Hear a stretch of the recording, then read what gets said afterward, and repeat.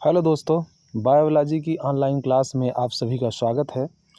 दोस्तों, आज हम एक ऐसे प्राकृतिक और अद्भुत संरचना की बात करेंगे जिससे मानव जीवन की शुरुआत होती है। अर्थात आज हम बात करेंगे युग्मकों की संरचना। अब ये युग्मक क्या हैं, ये तो आपको पता ही है कि मनुष्य में दो तरह के युग्मक पाए जाते हैं, नर युग्मक और मादा युग्मक। तो जब हम नर युग्मक की बात करते हैं तो नर युग्मक का मतलब होता है शुक्राणु और मादा युग्मक का मतलब होता है अंडाणु। जी हाँ, आज हम बात करेंगे अद्भुत और अनोखी संरचना जो अगुणित और कोशिकी होती है। यानी कोशिका तो है लेकिन अगुणित संरचना की कोशिका होती है, ठीक है ना। तो उसके बारे में हम बात करेंगे। तो सबसे पहले इस क्रम में हम ले रहे हैं शुक्राणु की संरचना। यानी आज हम समझेंगे कि जो हमारे जीवन की शुरुआत करने वाली जो एक अगुणित कोशिका जो शुक्राणु कहलाती है वो कैसी होती है और क्या क्या उसमें संरचना होती है। तो आज हम बात करेंगे शुक्राणु की संरचना। यानी शुक्राणु हमारा कैसा होता है और क्या क्या उसमें पार्ट्स होते हैं, कौन सी संरचना का क्या महत्व है, आइए हम बात करेंगे।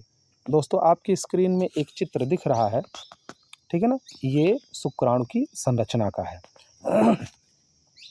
अब देखिए, शुक्राणु की संरचना में मुख्य रूप से यदि हम बात करें मोटे तौर पे तो 3 पार्ट्स दिखाई देते हैं शुक्राणु की संरचना में। क्या क्या? एक होता है सिर, दूसरा होता है मध्य भाग, दूसरा जो है इसका मध्य भाग यानी मिडिल पीस, मध्य भाग, और जो तीसरा इसका पार्ट होता है वो क्या होता है? पूंछ। ठीक है, यानी हेड, मिडिल पीस और तीसरा क्या होता है? टेल। ठीक है, 3 पार्ट्स इसके शुक्राणु के होते हैं और इन तीनों भागों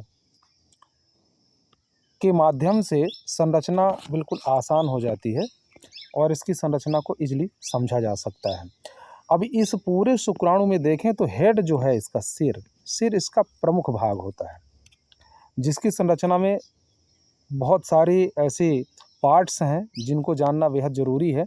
और दूसरी बात ये होती है कि ये यहाँ से कुछ महत्वपूर्ण प्रश्न भी आएंगे, इसलिए इसको बहुत ही ध्यान से पढ़ने की आवश्यकता है।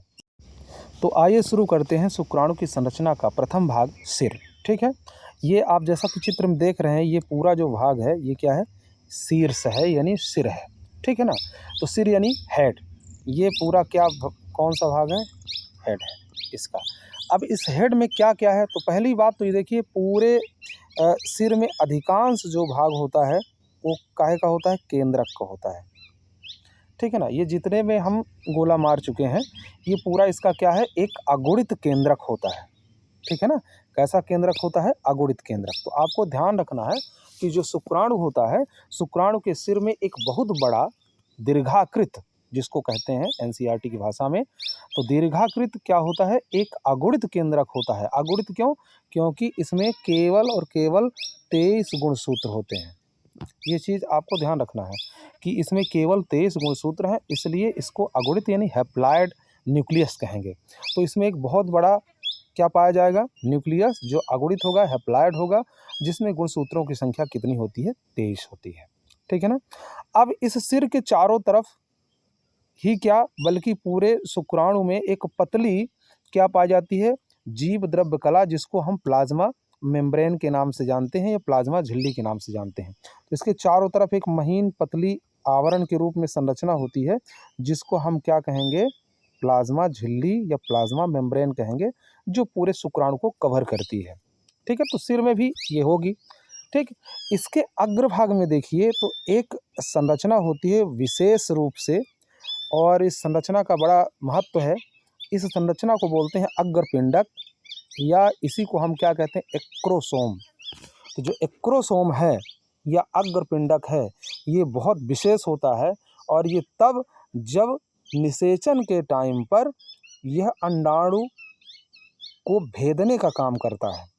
क्यों भेदने का काम करता है? क्योंकि इसमें बहुत सारे विशेष एंजाइम पाए जाते हैं, ठीक है ना। गोल्जी बॉडी की संरचना ये होती है, गोल्जी बॉडी की ये संरचना बनी हुई होती है। यहाँ से प्रश्न भी बन सकता है कि शुक्राणु का कौन सा पार्ट है जिसमें गोल्जी बॉडी पाए जाते हैं, यानी गोल्जी बॉडी की बनी होती है। तो ये ध्यान रखना है कि यहाँ पर क्या है, ये अग्रपिंडक वो संरचना होती है जहाँ पर गोल्जी बॉडी पाई जाती है, ठीक है ना।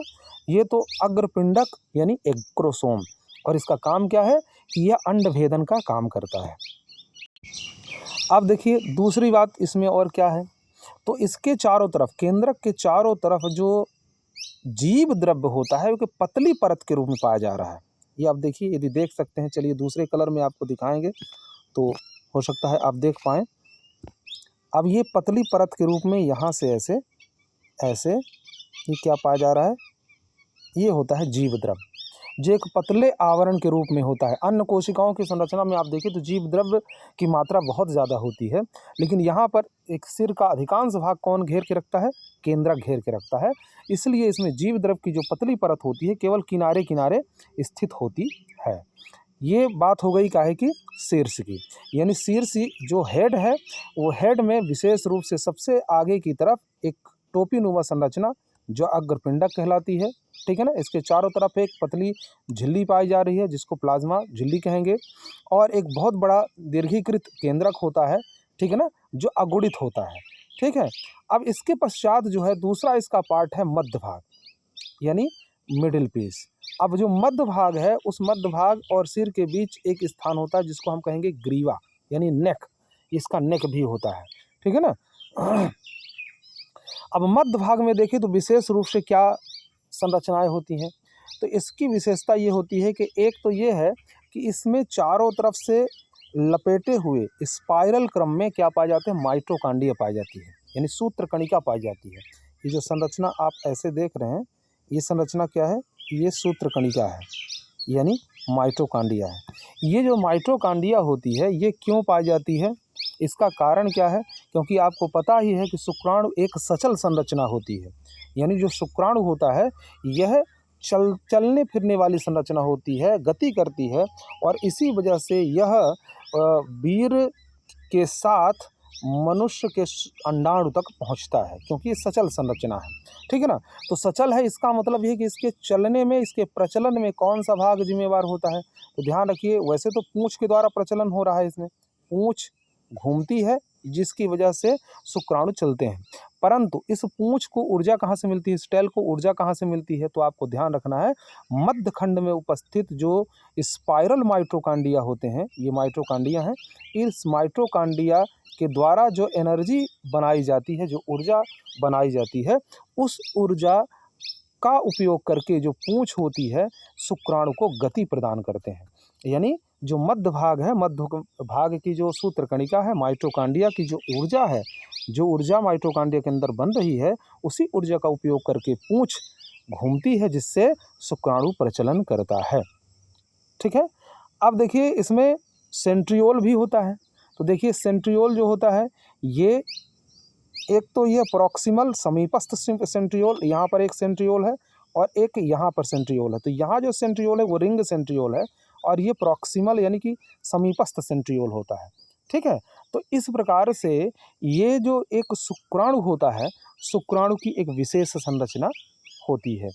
अब आपको पता ही है कि जो शुक्राणु है यह निषेचन के द्वारा अंडे को निषेचित करता है, जिससे आगे चल करके युग्मनज का निर्माण होता है। शुक्राणु की संरचना बोर्ड परीक्षा के दृष्टिकोण से बहुत महत्वपूर्ण है और यह बड़े प्रश्नों में आता है।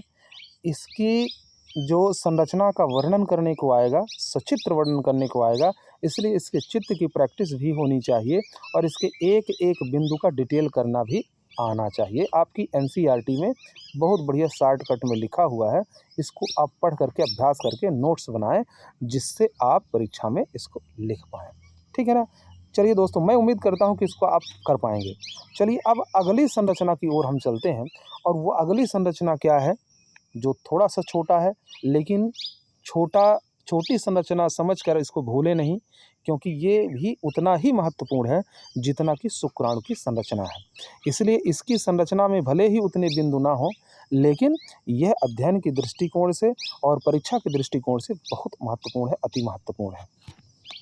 तो अब आपको ध्यान रखना है, ये जो आपको स्क्रीन में दिख रही है संरचना, ये काहे की है? ये शुक्राणु की संरचना है, ठीक है? ये शुक्राणु सॉरी अंडाणु की संरचना है। ये किसकी संरचना है? अंडाणु की संरचना है। तो आइए एक प्रारूपिक जो अंडाणु होता है वह कैसा होता है? वैसे तो आपको बता दें कि एक अंडाणु जो होता है एक गोल, ठीक है ना, लगभग गोल या अंडाकार संरचना होती है जो अचल होती है। कैसी होती है? अचल होती है। यह अपने से गति नहीं कर सकती है, ठीक है ना। धीरे धीरे किसी बाह्य गति के कारण या बाह्य जो यांत्रिक गति है या बाहर की सहायता से कोई ऐसी संरचना जो इसको हेल्प करे, तो ही यह क्रम से आगे की ओर बढ़ता है। बाकी ये एक अचल संरचना होती है। कौन? अंडाणु, ठीक है ना। अब देखिए इस अंडाणु में क्या कौन सी ऐसी संरचना है, ये आपको देखना है। तो मुख्य रूप से यदि देखें, जो एक अंडाणु होता है इसकी दो संरचनाएं विशेष होती हैं। वो कौन कौन सी दो संरचनाएं हैं? देखिए सबसे पहले आपको देखना है इस चित्र में, जैसा कि दिख रहा है चित्र में, देखिए सबसे अंदर की तरफ यदि हम बात करें तो ये जो संरचना है ये क्या है? एक अंडाणु है, ठीक है ना। और इसके बाहर एक जो ये ग्रीन कलर से आप देख रहे हैं, ये पूरा इसकी जो संरचना है ये क्या है? ये एक इसकी लेयर है, एक परत है, जिसको हम क्या कहते हैं? ज़ोना पेलुसिडा कहेंगे। क्या कहेंगे इसको? ज़ोना पेलुसिडा कहेंगे, ठीक है। ये ज़ोना पेलुसिडा है। जो अंदर की तरफ संरचना है वो क्या होती है? ज़ोना पेलुसिडा होती है, ध्यान रखना है आपको। अब दूसरी संरचना इसके बाहर की तरफ जो आप देख रहे हैं, इसके बाहर की तरफ ये जो कोशिकाओं जैसी ये संरचना आप इसके चारों तरफ से थोड़ा हल्के हल्के लाल कलर की दिख रही है, ये संरचना क्या होती है? वास्तव में कोशिकीय होती है, यानी कोशिकाएं हैं, बहुत सारी कोशिकाएं हैं जो इसकी एक या दो परत बनाती हैं। इस परत को हम क्या कहेंगे? ये वास्तव में कोरोना रेडिएटा है। यानी एक जो अंडाणु है, एक अंडाणु है, उसके बाहर दो संरचनाएं पाई जाती हैं। वो दो संरचनाएं कौन कौन सी है? ये हो गया अंडाणु। इसके बाद जो इसकी एक लेयर है, इसको हम क्या कहेंगे? Zona pellucida. ये ज़ोना पेलुसिडा जो होती है, यह एक अकोशिकीय पारदर्शी संरचना होती है। जो दिख रही है आपको, ये कैसी है? यह एक अकोशिकीय पारदर्शी संरचना होती है, ठीक है। यानी ये कोशिकीय नहीं होती है, जिलेटिन जैसे एक पतली आवरण और पारदर्शी होती है, ठीक है। इसके बाहर जो ये कोशिकीय, यानी जो ये इस तरह से कोशिकाएं आपको दिख रही हैं, ये वास्तव में पुटिका कोशिकाएं हैं। ये क्या होती हैं? पुटिका कोशिकाएं होती हैं। ये आपको पता ही है, अंडाशय की संरचना जब आप पढ़े होंगे तो किस प्रकार से जो एक अंडक होता है, द्वितीयक अंडक, उसका निर्माण किस तरह से होता है, ये आपको पता है। एक अंडाणु के चारों तरफ पुटिका कोशिकाओं की लेयर होती है। तो जब अंडोत्सर्ग की क्रिया होती है, उस टाइम पर अंडे के साथ, यानी अंडाणु के साथ, जो द्वितीयक अंडाणु कहलाता है, उस द्वितीयक अंडाणु के साथ कुछ पुटिका कोशिकाएं भी, ठीक है ना, कुछ पुटिका कोशिकाएं भी स्त्रावित होकर के अंडे के साथ आ जाती हैं, और यही एक या दो लेयर अंडाणु के बाहर बनाती हैं, जिसको हम क्या कहते हैं? कोरोना रेडिएटा कहते हैं, ठीक है ना। ये आप अच्छे से याद रखना है। और जो आपकी ये दूसरी लेयर है, ये दूसरी लेयर भी अंडाशय के अंदर ही बनती है, जो पारदर्शी होती है। अब जो ये सेकंड लेयर इसकी है, जो अंडाणु की जस्ट करीब है, ये जो पारदर्शी होती है और अकोशिकीय होती है, इसकी एक विशेषता ये होती है कि यह जब एक शुक्राणु इसको स्पर्श कर लेता है, ठीक है ना, जो पुटिका कोशिकाएं हैं उनको भेदते हुए जब ज़ोना पेलुसिडा तक कोई भी शुक्राणु पहुंच जाता है, ठीक है ना, तो यह एक ऐसा लेयर बनाती है जिससे कि दूसरा कोई शुक्राणु इसको भेद नहीं पाता। यानी जब भी जोना पेलुसिडा को एक शुक्राणु भेद देता है या इसका भेदन कर देता है, तो यह दूसरे शुक्राणु के लिए अभेदित हो जाती है। दूसरे शुक्राणु को यह भेदन नहीं करने देती है। यानी ये डिसाइड करती है कि कौन सा कोई भी शुक्राणु जो है तो अब इसके अंदर न प्रवेश कर सके। दूसरी बात, यह शुक्राणुओं को का परिचय भी करती है। ये भी तय करती है कि ये शुक्राणु मानव का ही है कि किसी दूसरे जंतु का या जीव का तो नहीं है। ये डिसाइड करती है, तभी यह शुक्राणु को अंदर जाने देती है। और तीसरी बात, अब देखिए थोड़ा सा और आगे गहराई की ओर चलें, तो जोना पेलुसिडा जो होती है, यह शुक्राणु के केंद्रक को केवल प्रवेश करने देती है। केंद्रक और जो उसका जीव द्रव्य होता है, केवल वही इस अंडाणु के अंदर प्रवेश कर पाता है। यह कौन निश्चित करता है? ये जोना पेलुसिडा करती है। ठीक है, ये बात। अब होता क्या है कि जब निषेचन की प्रक्रिया, यानी जो शुक्राणु होता है, जब शुक्राणु इसको भेदते हुए और शुक्राणु का केंद्रक और जीव द्रव्य जब अंडाणु के अंदर प्रवेश कर जाते हैं, उस टाइम पर यह द्वितीयक अंडाणु होता है। ठीक है ना, ये अभी अंडाणु में नहीं बना होता है, यानी अंडाणु में बदला नहीं होता, अर्थात द्वितीयक अंडाणु ही होता है। तो जितने समय शुक्राणु का जो एक्रोसोम होता है, उसके जो एंजाइम वगैरह जो होते हैं, ये जब प्रवेश करते हैं अंडाणु के अंदर, तो यह द्वितीयक अंडाणु को प्रेरित करते हैं अंडाणु बनने के लिए। ठीक है ना, तो जब प्रेरित करेंगे तो अंडाणु बनेगा और फिर से वही असमान विभाजन होता है, यानी अर्धसूत्री विभाजन पूरा होता है और उसमें एक पोलर बॉडी फिर से बनती है और एक अंडाणु बनता है। यह भी हम रेखा चित्रीय माध्यम से समझ चुके हैं। ठीक है ना, तो लास्ट फाइनली अंडाणु बनता है और फिर जो शुक्राणु का केंद्रक होता है, उस अंडाणु से निषेचित होकर के और जाइगोट के लिए प्रोसेस करता है। ठीक है, ये तो कुछ आंतरिक बातें थी। संरचना के साथ साथ निषेचन की प्रक्रिया का जो अगला चरण होता है, वो भी हमने बता दिया आपको। ठीक है, तो मोस्टली यदि हम बात करें, मुख्य रूप से यदि बात करें, तो एक अंडाणु जो होता है उसमें क्या क्या है? सबसे बाहर की तरफ एक कोशिकाओं की लेयर होती है, जो एक या दो परत होती है, जिसको हम क्या कहेंगे? जिसको हम कहेंगे कोरोना रेडिएटा। और दूसरी जो अकोशिकीय लेयर होती है, जो पारदर्शी होती है, उसको हम कहेंगे जोना पेलुसिडा।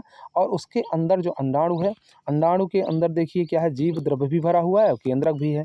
चूँकि कोशिका है, अगुणित कोशिका है, तो ये जान लीजिए कि इसके अंदर बहुत सारी चीज़ें, सारे वो अंगक होंगे जो एक कोशिका में होते हैं। ठीक है, लेकिन गुणसूत्रों की संख्या केवल यहाँ कितनी होगी? 23 होगी। इस बात को ध्यान रखना। शुक्राणु और अंडाणु में गुणसूत्रों की जो संख्या होती है, वो कितनी होती है? 23 होती है। इस बात को ध्यान रखना है। दूसरी बात यह, यदि ये ऐसा प्रश्न पूछता है कि मनुष्य का नर युग्मक कौन सा है, तो आप शुक्राणु बताएंगे। और जब पूछा जाएगा कि मनुष्य का मादा युग्मक कौन सा है, तो आपको अंडाणु बताना है। और ये भी ध्यान रखना है कि दोनों जो है अगुणित कोशिकाएं हैं, यानी क्योंकि इनमें अगुणित केंद्रक पाया जा रहा है। गुणसूत्रों की संख्या क्योंकि इनमें 23 होती है। तो ये एक सिंपल महत्वपूर्ण प्रश्न और एक अनोखी संरचना, जिससे आगे जीवन की शुरुआत होती है, इसके बारे में हमने आज डिटेल से बात किया। जितना आपके सिलेबस में है, जितना आपके कोर्स में है, हमने उसको कवर करने की पूरी कोशिश किया है। फिर भी यदि कोई जिज्ञासा आपके मन में रह जाती है, तो आप कमेंट करके बता सकते हैं। और इसी तरह से हमारे वीडियो को देखते रहें और अपनी जो तैयारी है उसको कंटिन्यू करते रहें।